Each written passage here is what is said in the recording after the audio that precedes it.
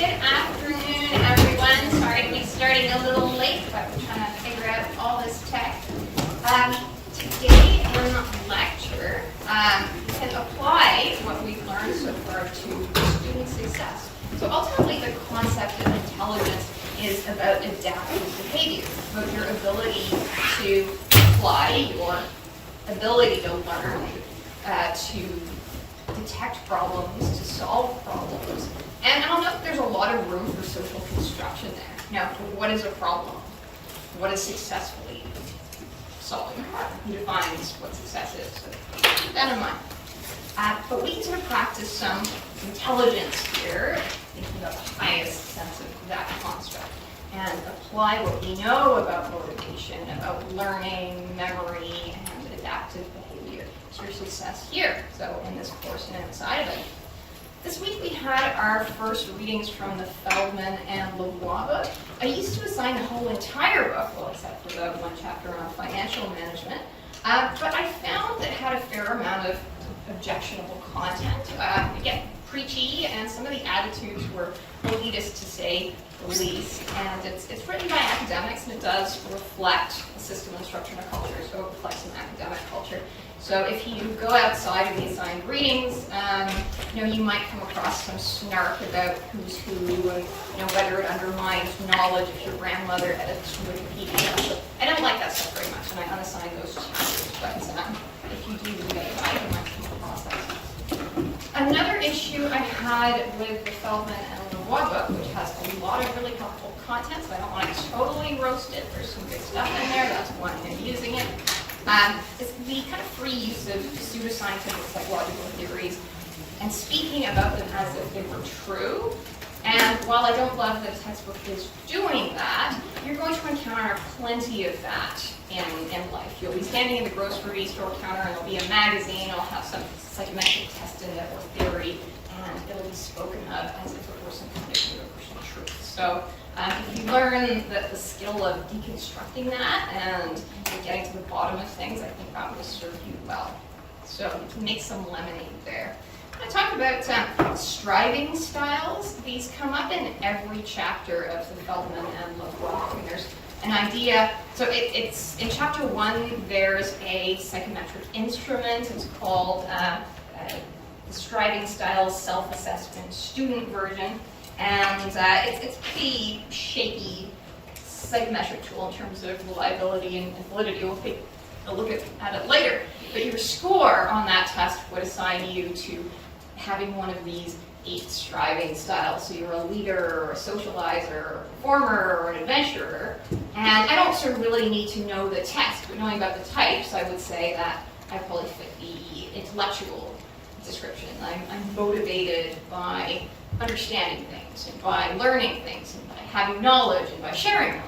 These are kind of like motivational styles. So maybe some people are motivated by adventure. Maybe some people are motivated to seek the approval of others. Maybe some people are motivated by relationships. And they try to tie that into your learning in order to motivate you to learn, in order to take tests better.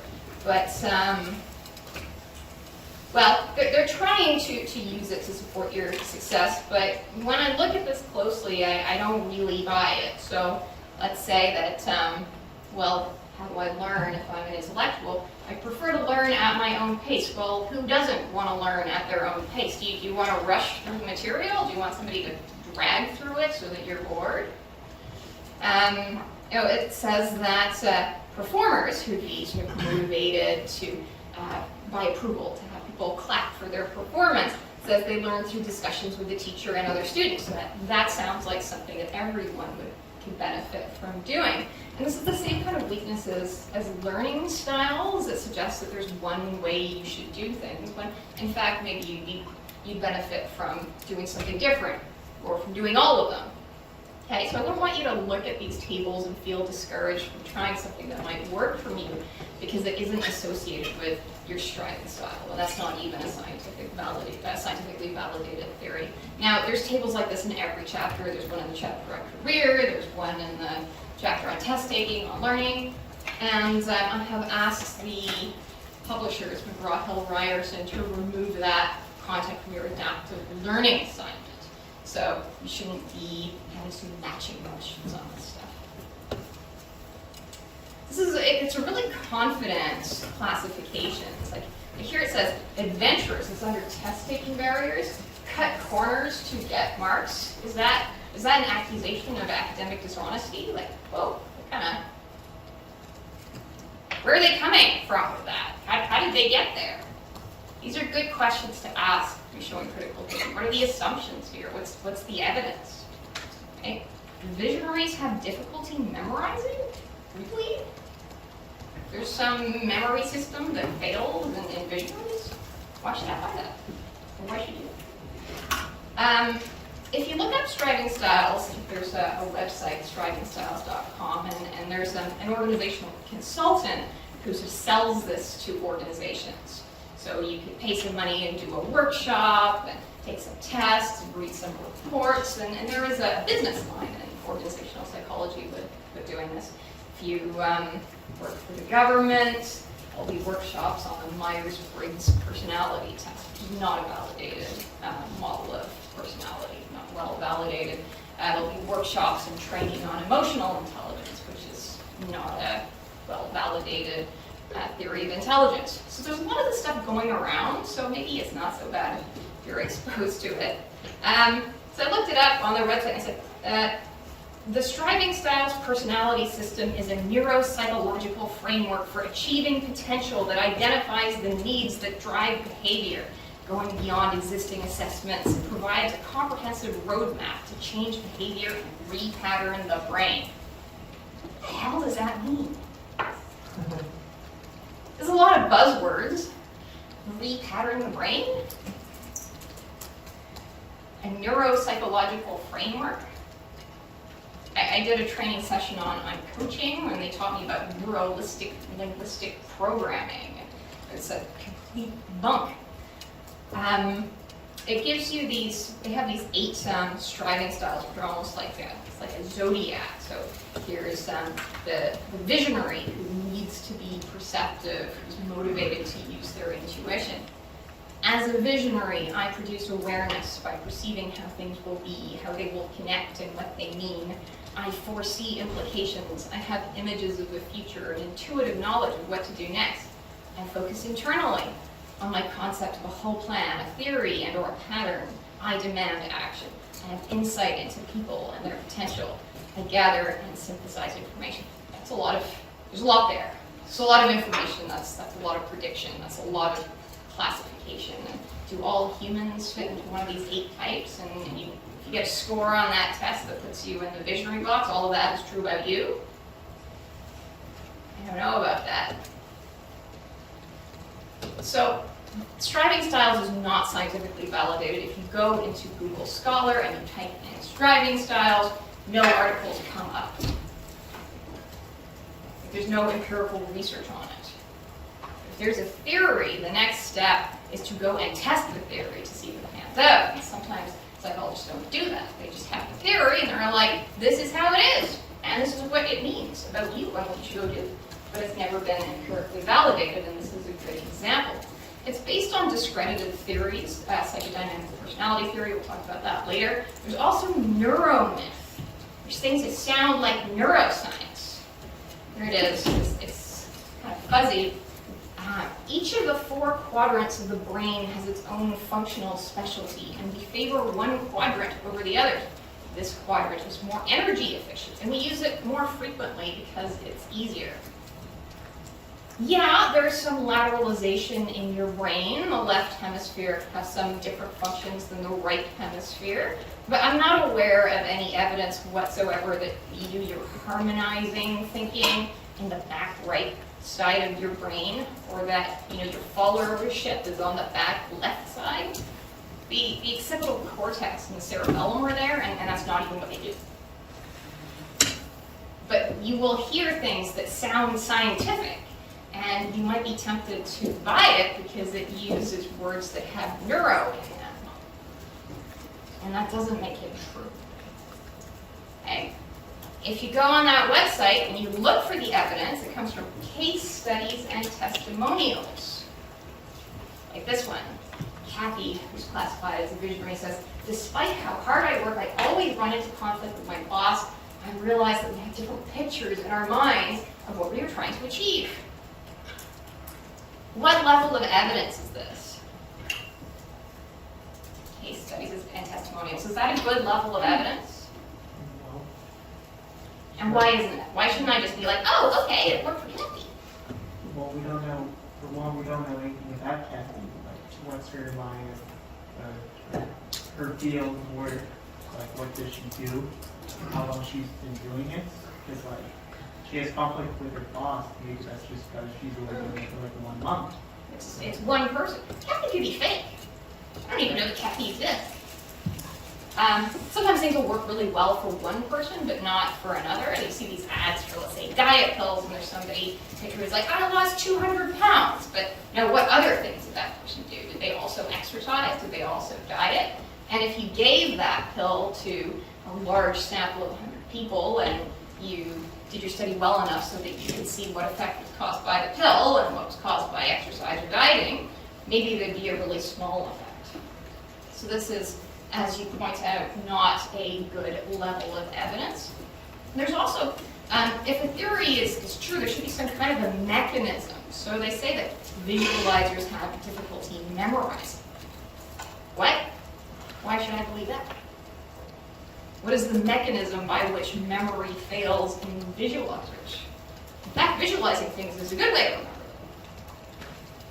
Now, these things can be helpful, even though the Myers-Briggs personality assessment is not theoretically sound or really empirically validated. It helps people in work teams recognize and understand that they're different. All the personality reports are really flattering, and it looks at differences in a positive light. It's one way for people to start to approach the topic of diversity in personality and values and perceive them positively. So it doesn't mean it's always harmful and terrible, but it is still pseudoscience. It's something that's masquerading as science that is not science. So I want to show you this striving style self-assessment, and those of you who are following along at home, you have to look at page 24, 25. I don't have the skills to put that up on Zoom, though I will do it for the recording. So I'm going to switch to the document camera. And this is a great example of an instrument that is neither reliable nor valid. Can somebody remind me what validity means?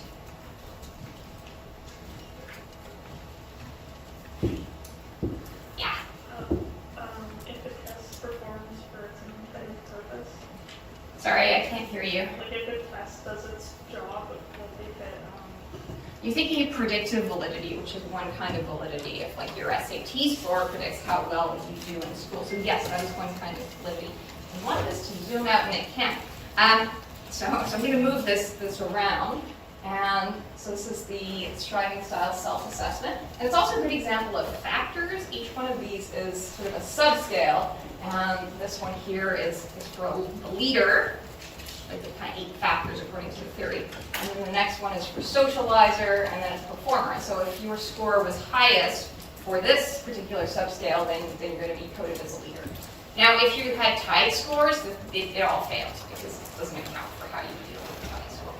But I want to take a look at the one for intellectual down here. Now, an unreliable measure is one that you can't trust because, well, maybe you don't know what you're measuring. Maybe the measure fluctuates. And a change in the measure isn't really changing the thing because you don't know what you're measuring. And there's a good example here with double-barreled questions. So a double-barreled question is one question that's really 2 or 3 questions, if you think about it. So here's one. I like to know as much as I can about how things work. I also like to do things well. So if you answer from never 0 to up through to 5 with always, which question are you answering? I don't know.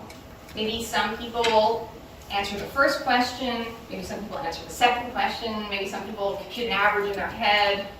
The measure is going to be unreliable because of the variability that that's bringing in. Where's another double-barreled question? When I'm tired or feel pressured, I tend to withdraw from others and spend a lot of time alone. I believe I'm different than others, that's one thing, and I don't like it when others try to make me conform, that's something else. What are you answering? That's unreliable. There's also a validity problem. So content validity is, are you measuring, is the test item measuring what it's supposed to measure? This is supposed to be a measure of your drive for knowledge. And I think that item 2 has some face validity. Face validity means it looks like it's valid. I like to know as much as I can. Okay, I see that reflecting a drive for knowledge. That could be content validity. But when I'm tired or feel pressure, I tend to withdraw and spend a lot of time alone. That sounds more like introversion to me. I don't see how that's actually measuring drive for knowledge at all. What else do they have? I don't like to talk about myself, and others find me difficult to know. That also sounds, well, it's double-barreled, but it also sounds like it's tapping introversion. And there was one about conforming. I believe I'm different than others, and I don't like it when others try to make me conform. Okay, how is that measuring drive for knowledge? I don't see that as having content validity. It looks to me like it's measuring maybe conformity. And I'm getting the sense of a bit of an eccentric nerd stereotype that is a loner and has poor social skills. And maybe that was the picture they had in their mind of someone who has a drive for knowledge, and these questions are assessing that. But should I buy the eccentric nerd stereotype? Are there people who have a deep drive for knowledge who don't fit into that box? See the issues? Oh, let me switch back to PC. All right, take a second. The book, in the book's title, it says Power Learning, right? There was the title of the book. Power Learning and Your Life. So Power Learning is their systematic process to help you achieve goals that's applied in every chapter. I think there's some value to it. It can also be about forced sometimes. I could try to use it everywhere, and in the career chapter, the career counselor who reviewed this with the student service was like, yeah, I don't think that works. But anyway, here it is. So it's an acrostic. That's a memory strategy, right? You can remember things that way. It means first you prepare. So you're going to achieve some goal. Well, you need to know what it is. That's an important preparation step. They go through more in your text. Have to get organized to go do something. That you have the right physical tools, have the right environment. What about mentally? Do you have a plan? Are you emotionally prepared? And then once you're ready, and once you know what you're doing, and you're having the right physical environment, the right mental, emotional, social environment, then maybe you should go do the thing. Though in life we're not always that privileged. And then you get your result. And how did that go? Is that what you were trying to achieve? And you might want to step back and think about, well, you know, were your strategies working? Is there something you need to change? Did you make any assumptions that you need to challenge? Is your original goal achievable and realistic? That's kind of a critical thinking level. We could apply it here. So let's say we set a goal. The class average grade on quiz 3 is 70%. Let's say we want to make it higher, quiz 4. 71%. That's a specific goal. So what would you need to do that, in order to do that? To get organized physically and sort of mentally. You want to do well on your quiz. Also emotionally.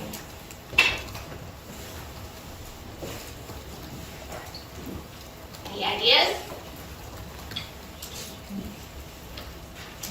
Study. Study, yeah, so be prepared. So have studied first. It's a great plan. Anything else? Yes. Do all the reading. Yeah. Have done the readings. This is really about being organized already. Again.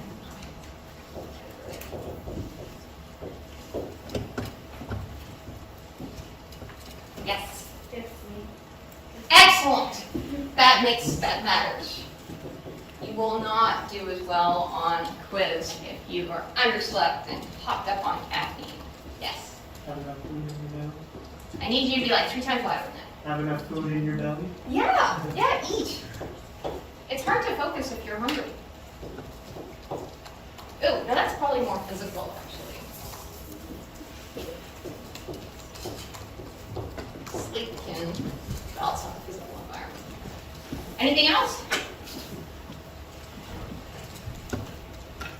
Yes. Evaluate on what we already know and focus more on what we don't. Interesting. Interesting question to get ready, to ask yourself the question, what don't I understand? That could really help you prepare. So first, identify where your weaknesses are. So you have those prepared. That's very high level. Most students probably don't do that. But that is excellent. Any other, we don't have much on the sort of physical side. Yes. Maybe exercise. Yeah, I don't know if you suddenly started exercising, I don't know if there'd be an improvement in your quiz grade, but generally speaking, it's a good idea to support your long-term success. Anything about your physical space, physical tools where you are? Yeah. Some are quiet. Sure. Yeah, like if it's on a timer, so if your mom bursts into your room, that happens to me a lot when I'm trying to record videos. I have to edit it out. But on a time test, that could be a problem. What else do you need? Yes. The right tools? You do, yeah. So you're going to need let's say your laptop or your computer. You're going to need Wi-Fi. You're going to need to make sure that you have your charger with you or enough battery power. You get the idea, right? So then you actually take the quiz. That would be your work section.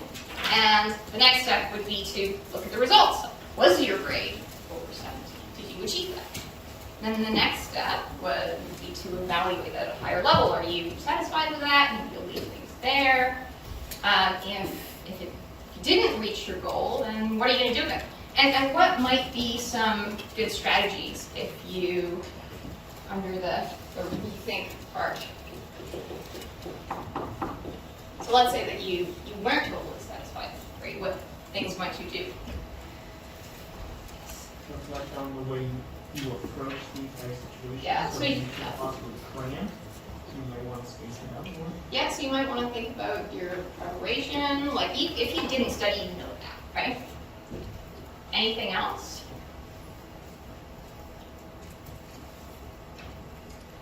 Yes? Maybe go to like a health hour or something, because like clearly you're not understanding. Yeah, so you review your feedback, like see where you went wrong. And then that might be clear to you. Otherwise, if it's not, you can just ask. And you know what?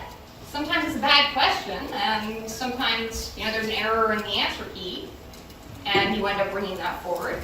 That happens too. I would say it happens quite regularly in most classes.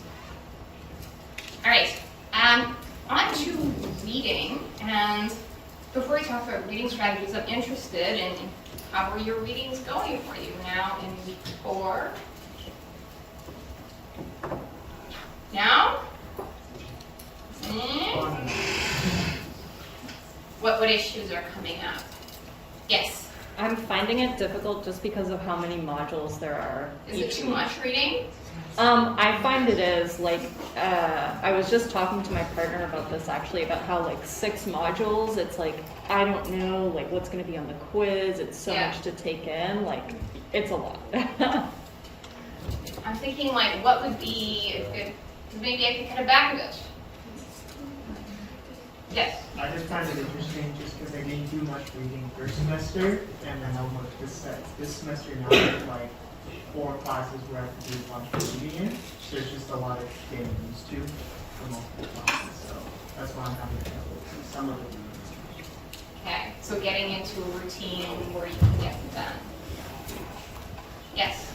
I think my issue, just because I'm a first year student, I'm still trying to figure out what needs to be done like priority wise, and a lot of times the assignments, like quizzes, and I have a lot of reps and a lot of classes, so then my reading will come last, and then by the time I remember about the reading, I'm like, oh, I needed to read that like days ago, like.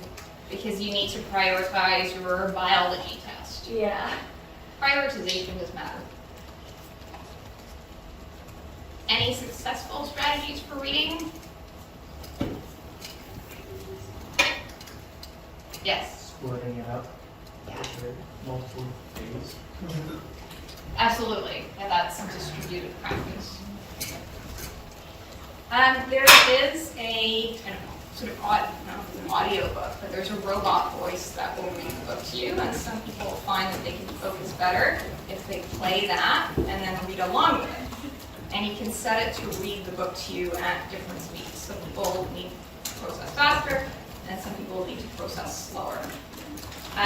You can set challenges for yourself. You can reward yourself. When I complete this module, then I can go for a coffee. Operant conditioning. Some people like to work with others. Last year, a group of students started a little study group that actually still meets. Some people like to be active and read on a treadmill or an exercise bike. Some people like to stand up. Not everyone wants to sit down. Some people go stir crazy and feel trapped doing that. And then just as you suggested, give yourself enough time. Space out readings into manageable chunks. You have a reading speed. It might be something like, I'm guessing it would be something like 2 to 3 minutes per page. Of course, that depends on the size of the page. And it could be much more than that if you're already familiar with the material. If you have a learning disability that affects reading comprehension, then it would be slower. There's going to be individual variance in that, but you do have a reading speed. Reading too quickly does decrease comprehension. It's best to read for understanding at whatever your best pace is. You also have an attention span. How long do you think the average person's attention span is? Something like that. So you can time it. You can sit down with your book and see how long you can go for before your mind is like, you're really thinking about other things and you can't push them out of your mind. Things will pop into your head and you have an ability to sort of put them away and focus, but there comes a time when you're not paying attention anymore. And it's often something like 20, 25 minutes.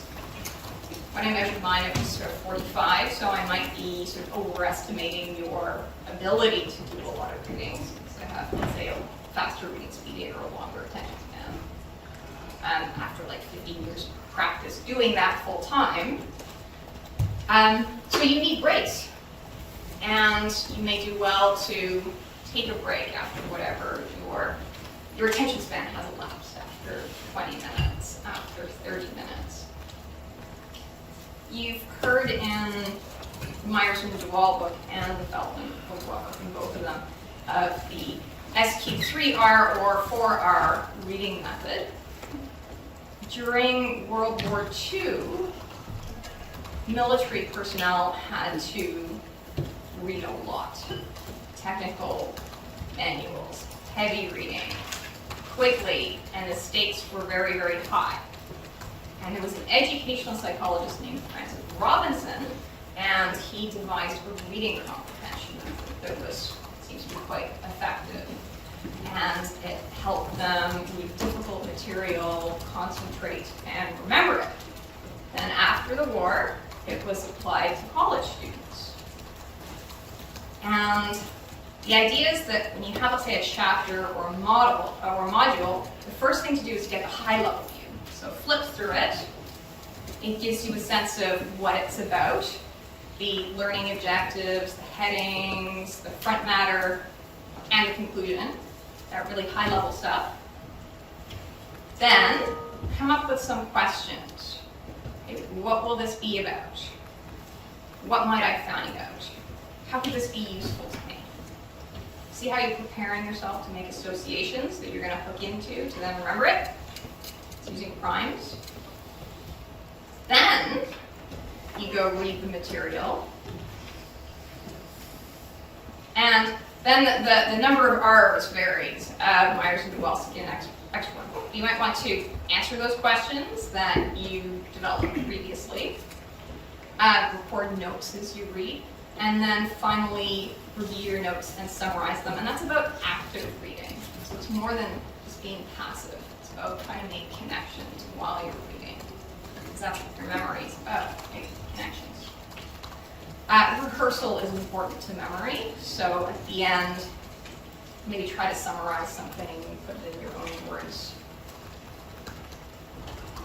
I think we've talked about these with the test, but some tools or strategies are, to have your book or your ebook.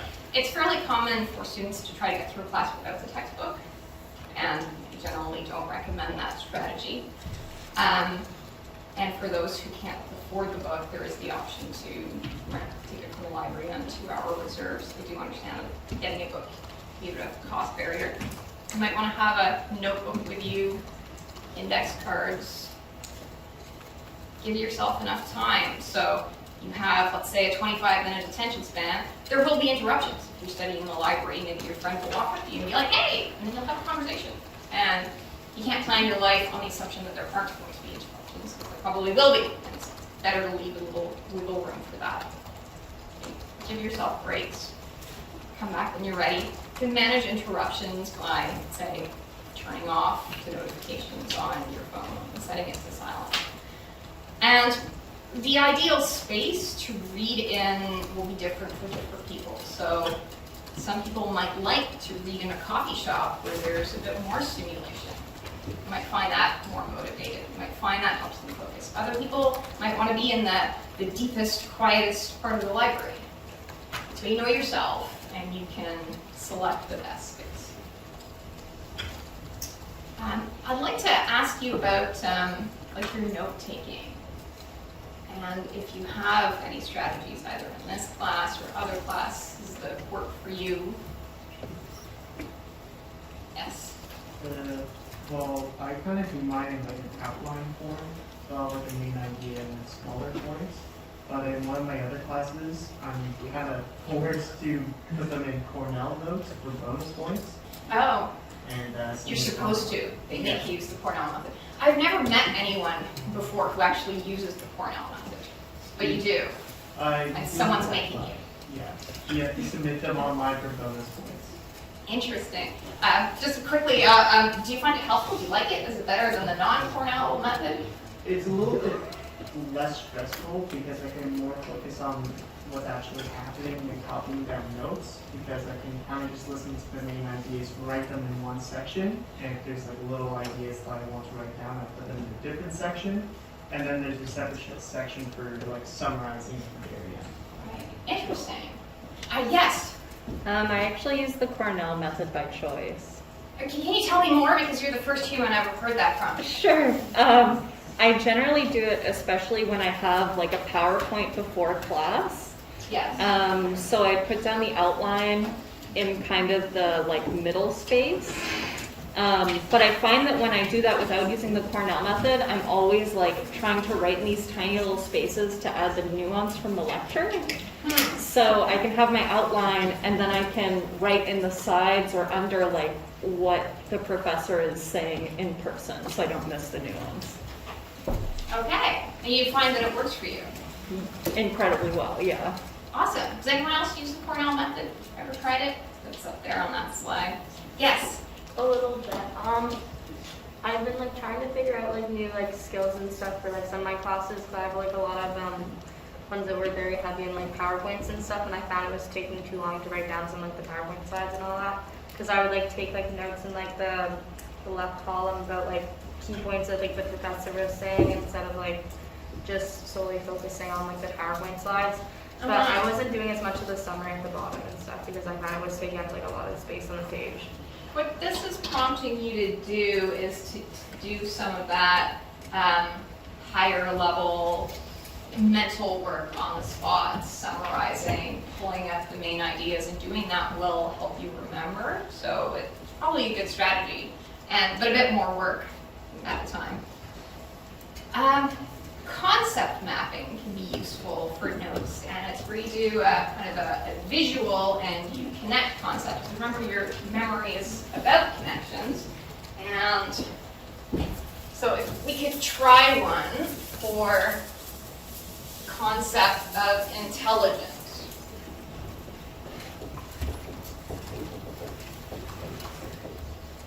What other ideas would be very proximal to that? Let's say even part of the definition. Yeah. The idea of general intelligence, or is there? Yeah, so that's a part of intelligence, factor G.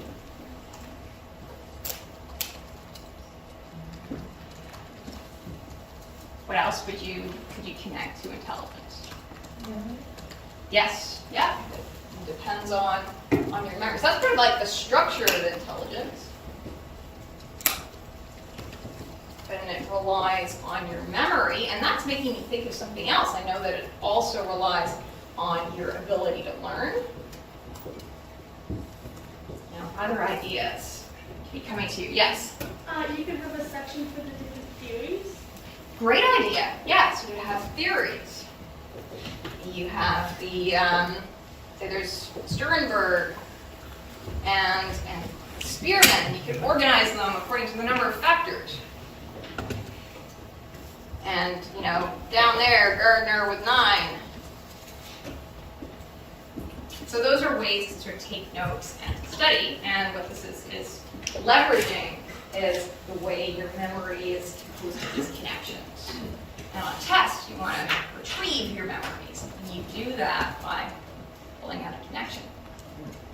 This is can be a pretty good way to take notes in class if the instructor is diligent about posting the PowerPoint notes on Brightspace, but you can print these out in a view where you have the slides and then a little section to write notes.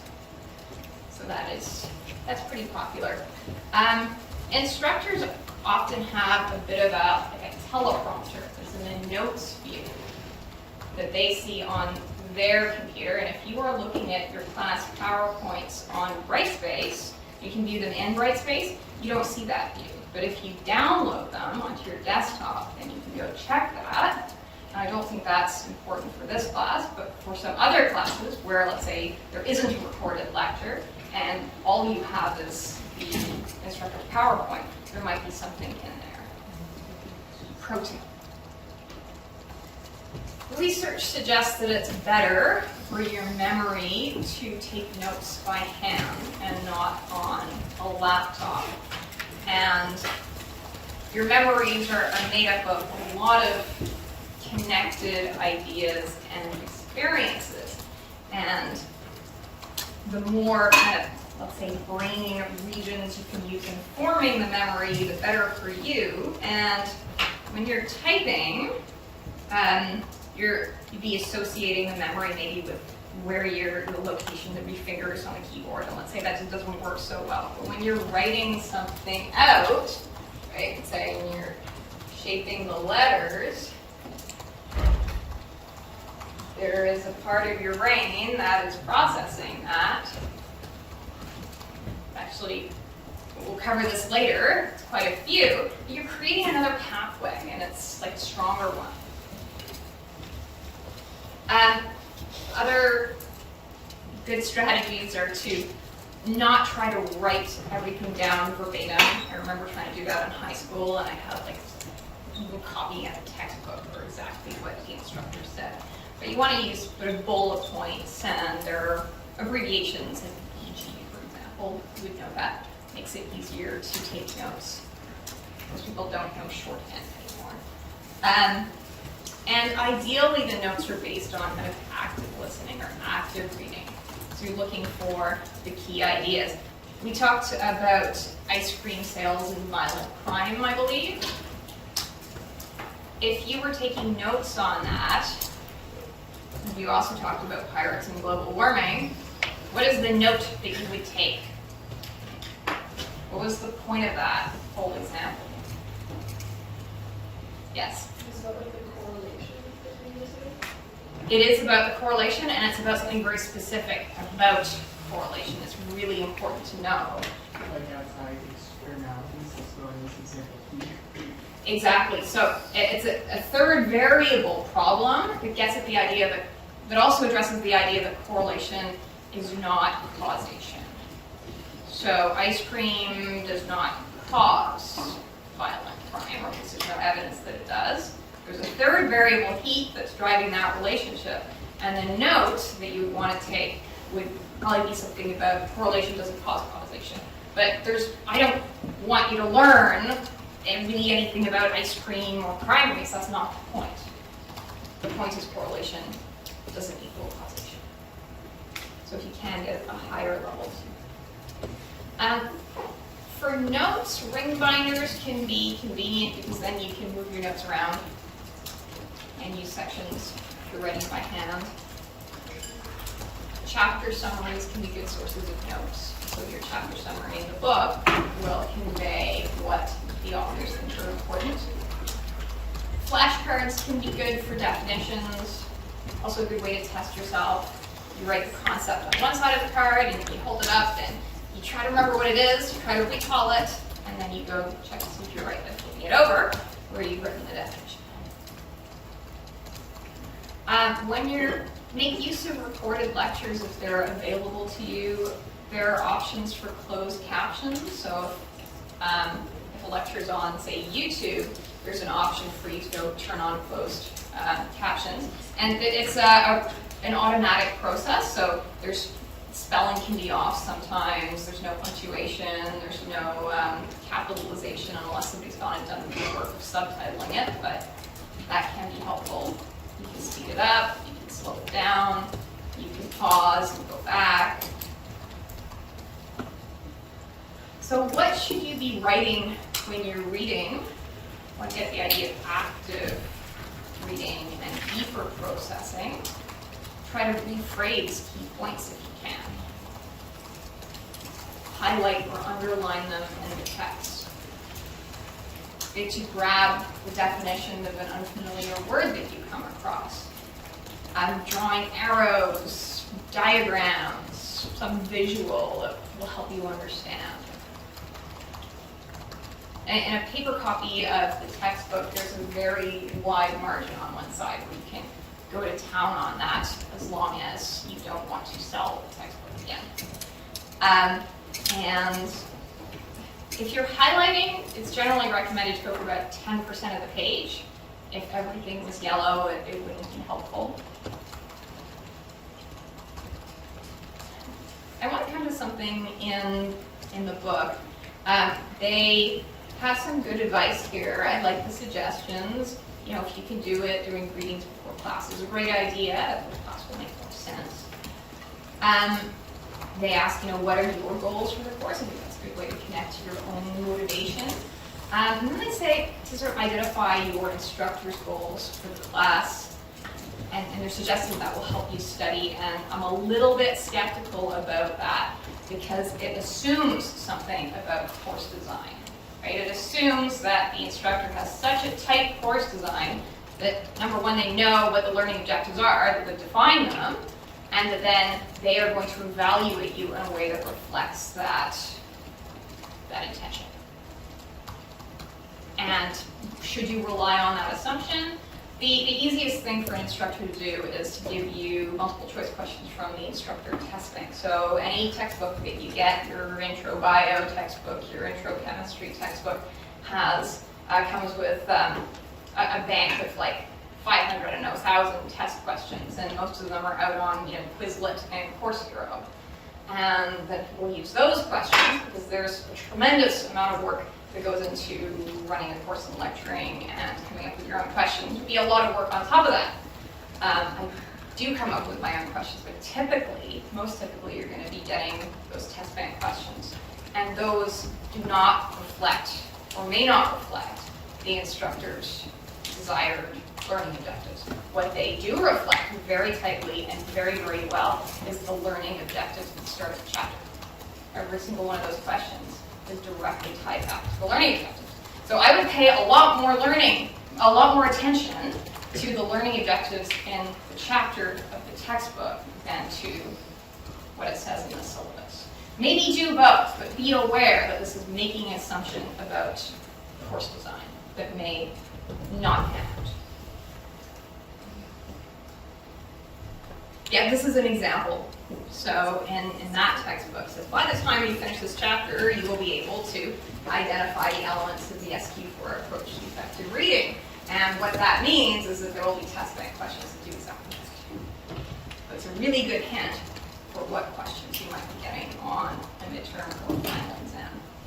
And those test banks have more than multiple choice questions. They also have essay questions and short answer questions and fill in the blanks. We've learned about the forgetting curve. And a lot of forgetting happens right after you learn something. And then you're likely to sort of hold on to what remains. So the best time, the ideal time to review your class notes is right after class. And usually there's about 15 minutes, half an hour before the next class comes in. So if you have the time to sit there for 5 minutes and just run over what you wrote, that will help you. That's probably a good strategy. On to tests. So we know from memory is that rehearsal is really important. When you're studying, try to rehearse it, repeat it, summarize, try to associate it with other memories, personal memories if you can. Right? Create as many connections as possible. Relate it somehow to your life. We tend to be overconfident. That's a common cognitive bias. We think we know more than we really do. Therefore, overlearning works. So practice it more than you think you need to. We've learned about mnemonic devices, memory strategies. If you're trying to remember a list of things, you can use acronyms or acrostics. It's better because we remember coherent stories, you can make your acrostic become some kind of a phrase or a story. That will help you remember what those medical school students were doing. Remember how we talked about your long-term memory is this jumbled attic, and you can stick things in the attic. The problem is pulling them out. So the more pathways, the more connections, the better for you. When you're on the test and there's a question like, I know this, right? You just can't access that memory. Say that pathway is blocked for some reason. Wouldn't it be great if you had 5 others? So when you're studying something, how could we involve, say, all of your senses? So using different parts of your brain, making more memories, making more connections. So if you're just reading something, that's why I don't like that learning styles thing. You could also try reading it out loud. So now you have a memory of your own voice saying it. If there's a graph, you can do more than look at it. You can trace it with your finger. Now your brain's doing something. You can pull that out later.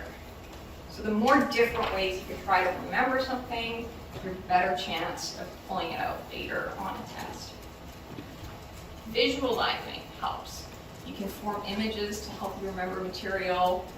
You can try drawing a diagram of something. It's another way to remember it. And generally, if you're reviewing it, do it sooner rather than later for more effect. Taking tests is a skill.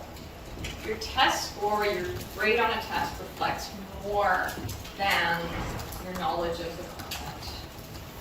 And no instructor can test you on all of the content of point is to get you to prepare it all, and then you're only going to get 30 questions or 100 questions.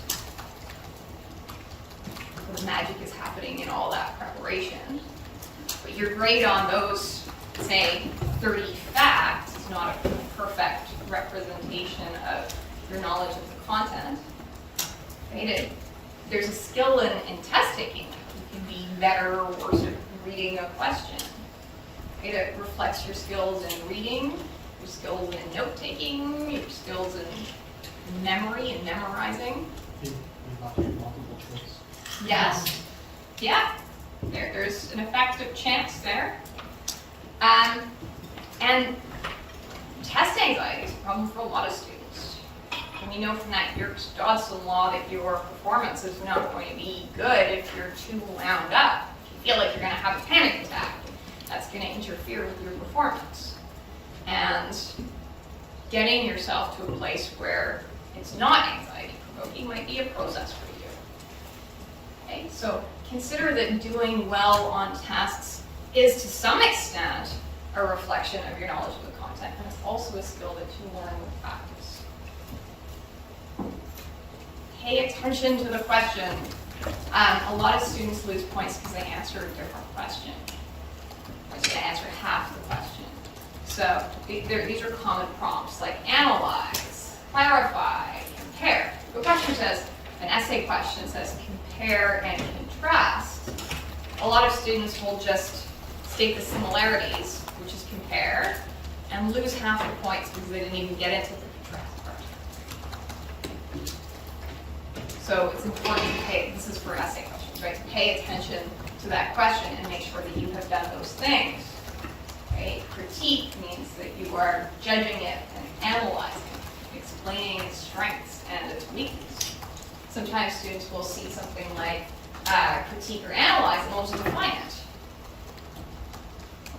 And even though the definition is right, you wouldn't get the points, or maybe you get the very few for doing that because it doesn't answer the question. Okay? So this is a really good table, I think, to know what these question prompts are and what they mean. So being prepared, yes, if you can, try to listen actively in class, but it is normal for you not to be listening after about 20 minutes. It's 25 minutes, that's how long an attention span is. This is really the first time I've listened in the lecture because I'm forced to hear my own voice. When I was an undergrad in lecture, honestly, I probably wasn't listening for more than the first 15 or 20 minutes. So I'm very impressed if you've listened to the whole thing. But that's why I think it's helpful to have a video so that you can go back over anything you missed. As you mentioned, best if you can do your readings kind of spaced, distributed kind of way, giving yourself breaks. There's a testing effect. So there's little questions in your textbooks. If you try to answer those questions, or have a launch pad to do practice quizzes, those will probably help you out. Some people like to talk to other people in the class. The last class started a sort of study group. Where we talked about flashcards. And then some of us need accommodations. There are, in any class, usually about 5 to 10 students who have accommodations for time and a half or double time. Right? If you need that, there's a process to go and get that.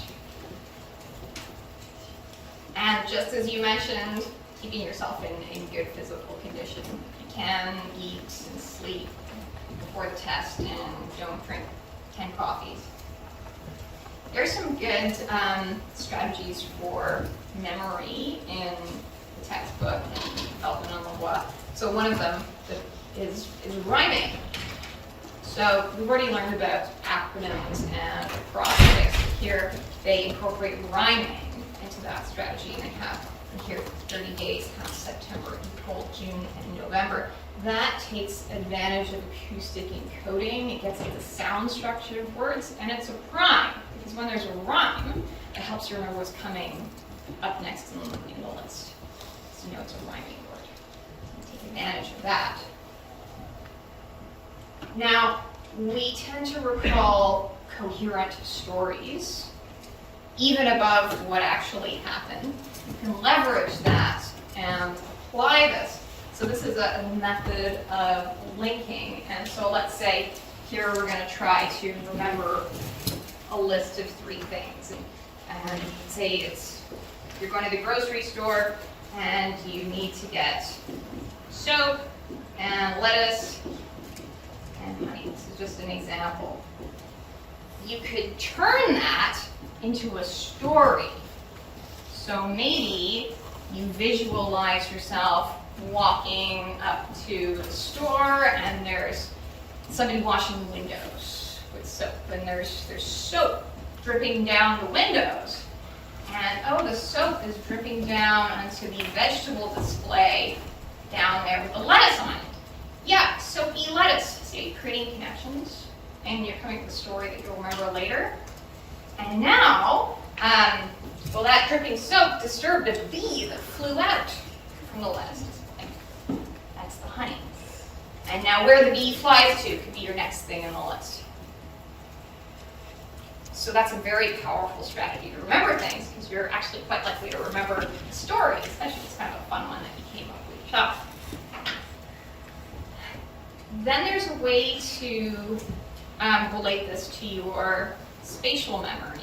And there was a famous waiter who had this incredible memory. People would just give their complicated orders, and he'd go to the kitchen, and he'd remember it all, and he never took any notes. And he used this method of loci. And so you imagine yourself somewhere that you know, and here they're suggesting that it's your house. So you know, say a walk through your house. And what he did is he imagined some kind of a village, where he was walking down the main street, and there were fences. And then the first thing that a customer said, he'd visualize and he'd sort of hang it on the fence. And then he'd hang the next thing somehow on the fence. And when he went back to the kitchen, he sort of remembered his mental walk down this road and the things on the fence. So in this house example, then the first thing in the list, let's say you walk into your house, the first thing you see is the shoe rack, you put that on the shoe rack. And then the next thing you put wherever you walk to next. And you take advantage of that spatial memory to remember the things in that list. So see how we're trying to incorporate different systems.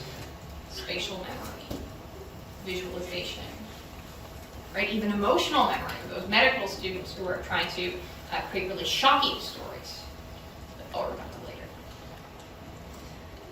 We've talked about how important distributed study is, and the book is hard on cramming. However, there were times when life will happen and you'll need to cram. And when that happens, then you have to prioritize and choose what to study. So I liked your gap analysis there, where you're thinking about what do you not know. Okay, if you have very little time to study, that's what you need to go study. So excellent strategy, especially for cramming as well. You can try to come up with a one-page summary sheet that has hard to remember information on it, and then remember that. Working with a lot less time, so you're going to have to prioritize. And it might do well to focus on the high-level summaries. So let's say you haven't read the textbook for the exam. That happens to people. I have nightmares about that still. Read the class notes, the chapter outlines, the headings, and the key terms.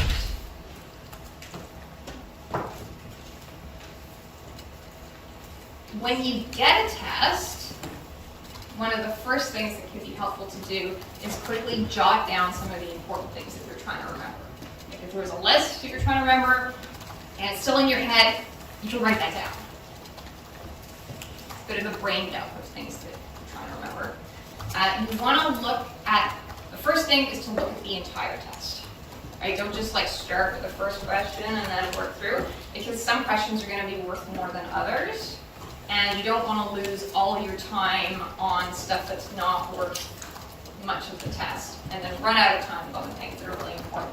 So first of all, it gives you that high-level knowledge of where your points are coming from, so you can allocate your time accordingly.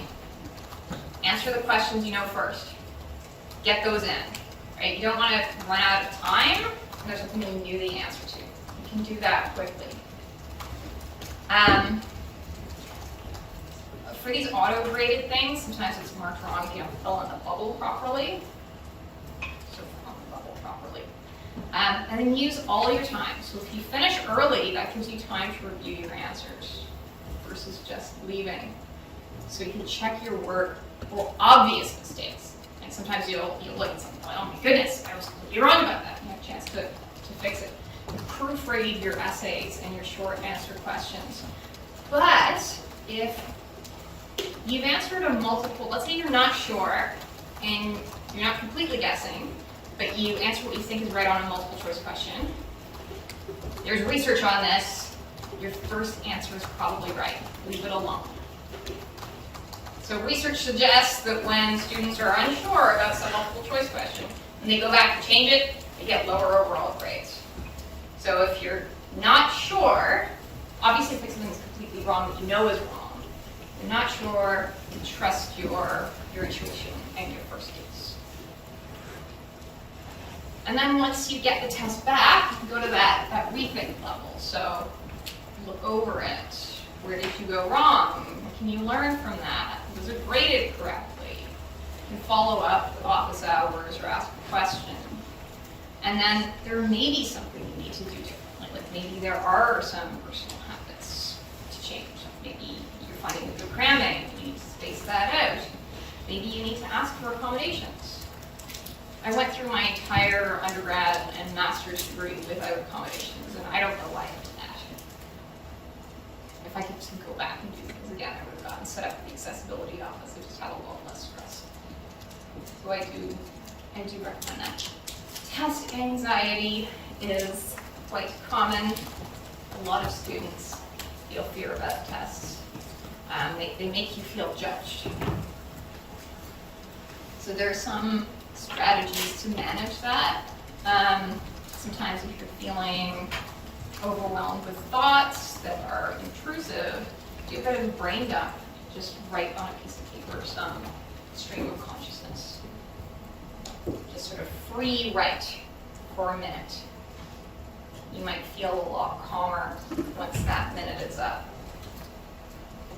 Other strategies to manage test anxieties are the same ones that we talked about for reading well.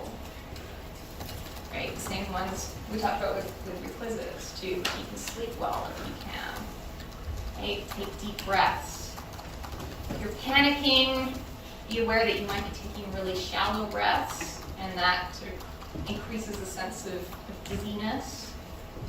And one way that people can regulate their breathing is to breathe through it with a straw. You can also slow things down. Have perspective. This is a test. It's just a course.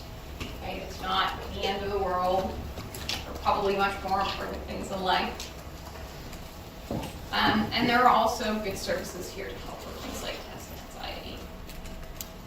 Sometimes, now I feel like I'm moving through this faster than I should. What time is this? 2:07. No, I'm right on time.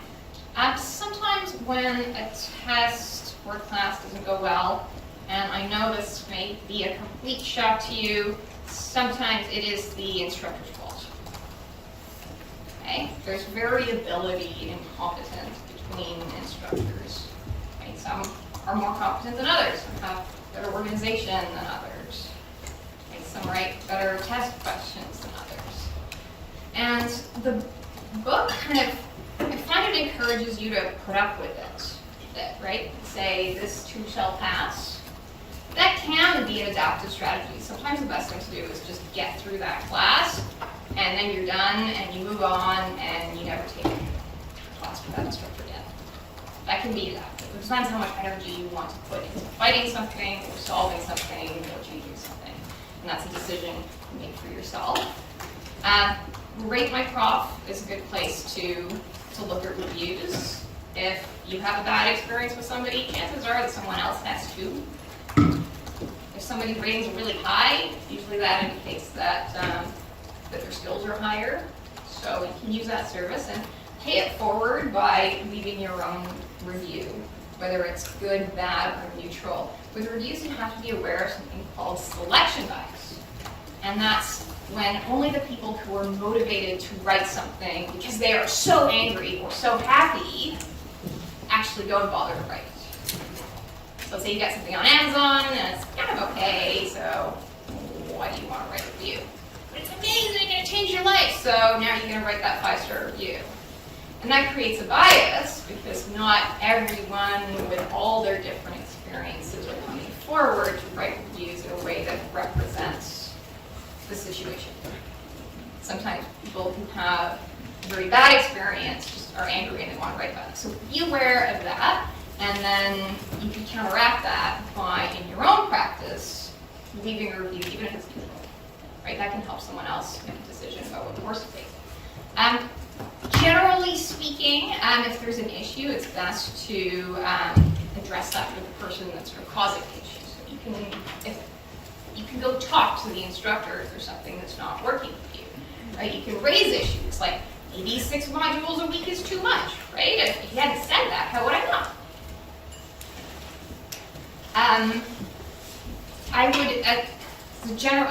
The book makes a point about diplomacy, and I agree that when you're dealing with people who have power, humans in general have a need to save face.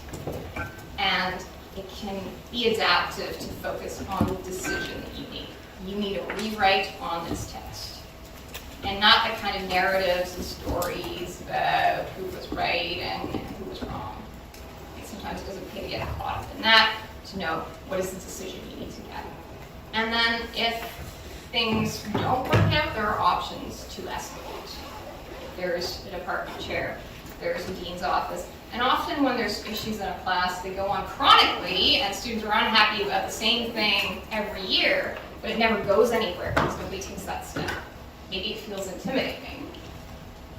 And you do that sometimes because you really need to get something for yourself. But stepping forward with issues can lead to improvements. Right? If something's not brought forward, well then how is it going to change? Okay? If serious issues aren't raised, they never get managed. Alright, so for Sunday at 5, you have 2 things. You have your adaptive learning assignment in Connect.